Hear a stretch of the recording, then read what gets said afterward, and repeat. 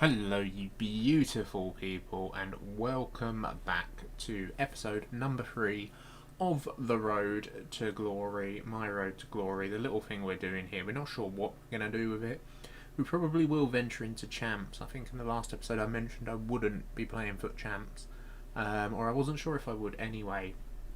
But we will get to that in a second. We're kicking things off here with our division rivals rewards.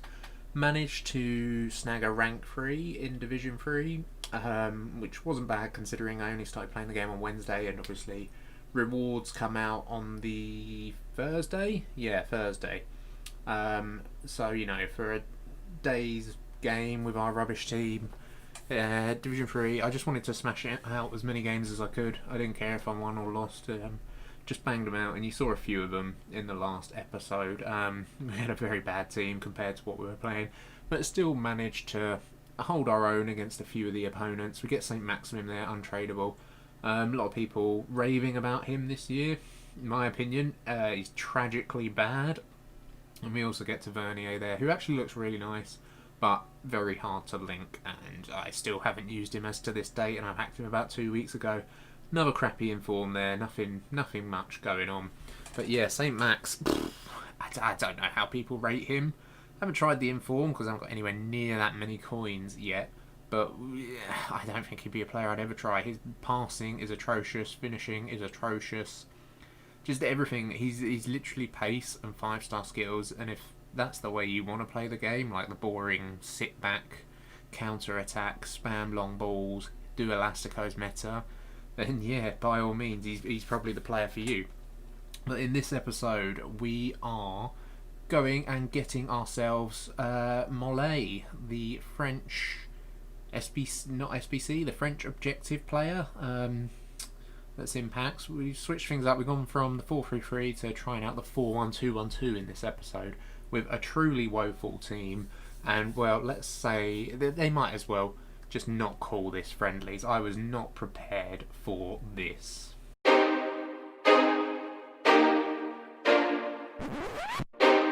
Like, what the hell is friendlies this year? That is madness. Every game was Mbappe. Every game, literally lone Mbappe. And I'm so out of the loop with FIFA.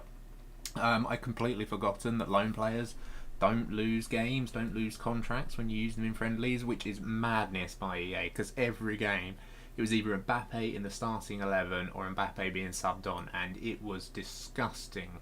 And I mean, I get it, them not losing contracts in friendlies if you're playing against friends, but when you're playing in, like, it's essentially rivals.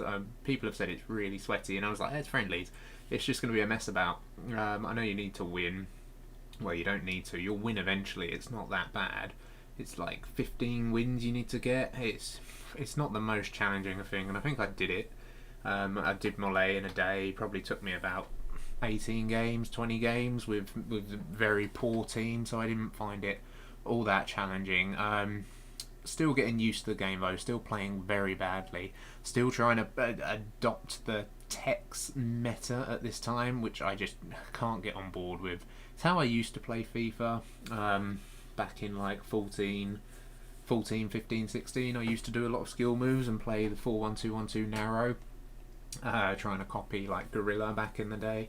And I did well with that, back in the day. I unlocked all the footies, Royce, Aubameyang and Knoplianka, I think later on, FIFA 16, in that tournament where you had to win it 8 times out of 10. And I was good at the game back then. It obviously wasn't as competitive as it is now, but we're kind of coming back into it. And my style of play has changed a lot. Obviously sitting out FIFA 20 because I just couldn't handle it. I thought it was so boring, and the gameplay was just sit back, park the bus, counter attack. And this FIFA I actually quite enjoy. I think you can do a lot. I think there's a lot of ways to attack, and I think everyone's overreacting. I've seen a lot on Twitter and Reddit saying FIFA 19's better, FIFA 20's better. I'm like, they're not. People aren't being objective. People are just getting frustrated that they either can't attack or that the AI isn't defending for them anymore. People are saying there's this big AI meta of defence, and there absolutely is not. At least not compared to previous years.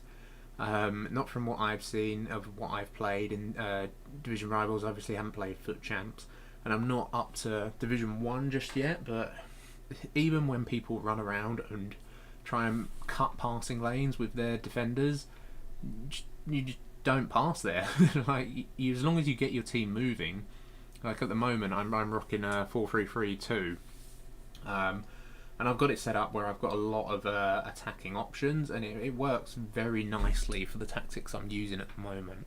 I was gonna take a peek at Air Jape's tactics because I suspect I've got very similar tactics to him. I haven't looked at his video yet or copied them or anything, but that's something I want to check out because I have a similar playstyle. I want to play forward, passing, progressive football.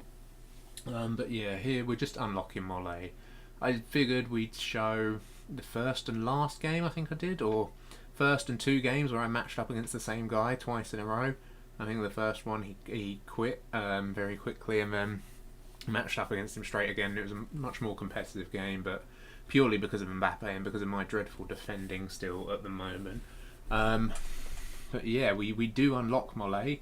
It's good. Objectives are good this year. I've got to say they're a lot better than anything in past years, especially with the amount of content they're popping out. The only thing I would say is questionable is the cards that they're releasing. Like Mollet is good. Who else have I unlocked? Correa's good. Bellerin's good. I haven't used these players yet. Actually, I'm just unlocking them for the sake of unlocking them. It's a bit of a waste of time. But they're all good players, and it's good content. I think they've just recently released the championship players. I look at them and they might be nice impact subs, potentially, but we'll wait for the championship players to drop in price. And that was our final game there, picking up the 2-0 rage quit nice and early on, which was very handy as we're going to go and pick up Mollet from our objectives. Is he going to get into our team? Who knows? I do like Depay, so there's that potential link there, and there's obviously the SBC Atao. Could work him in. It might be tricky too. He's got some phenomenal stats for a free card, and we've just got here some more packs to round out this episode. The Mollet objectives and some SBCs I did. I believe they were from, possibly just some other objectives. I'm not entirely sure now because it's so long ago since I did this, but as you may have guessed by the speed of this, pack luck continues to be pretty atrocious and we don't get a whole lot. But yeah, as I was saying earlier, I think we're going to be possibly dabbling in some FUT champs this weekend. I'm just going to do it for the content. I'm going to drop back in and see what it's like. I feel like, particularly recently, I've gotten a lot better at the game, and I feel like I'd be a lot more capable in FUT champs, despite having a tragically bad team. Although it is Black Friday this weekend, so the servers may be atrocious. We pick up a Sergi Roberto there, right back.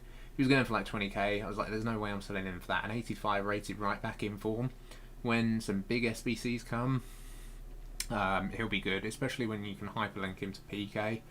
That's going to be a card that you should get a bit more expensive, and you know, worst case scenario, he's not going to go less than 20k. We'll be able to get some use out of him as well. Millie Savage there, not bad, 85 rated, not a whole lot, 7k, but every little bit helps at the moment. Hunter there, not as exciting as previous years, but our pack luck is pretty bad in general. But we're going to round out the episode with one final UCL rare pack. These packs I would suggest for anyone watching, when they're upgrade packs like the 81 plus, 83 plus UCL rare, do a couple. It's a game at the end of the day. Have some fun, use your cards, do some stuff to get some packs. Don't rinse your club because EA always sets up traps. Whatever you do, there's an 81 plus coming out, they want you to rinse your club. You're not going to get value for money 9 times out of 10. You'll get that one pack where you'll be lucky and you'll make loads, but 9 times out of 10 you're going to be losing and EA is going to be winning. That's how they make this game work. And this was my 1 out of 10 pack. This is the first one I did, and it was the best one. We do actually end up picking up a very nice, very usable player, particularly early on when I don't have a lot of coins. He's not meta, but he's a good all-rounder. It's Wijnaldum coming out of there.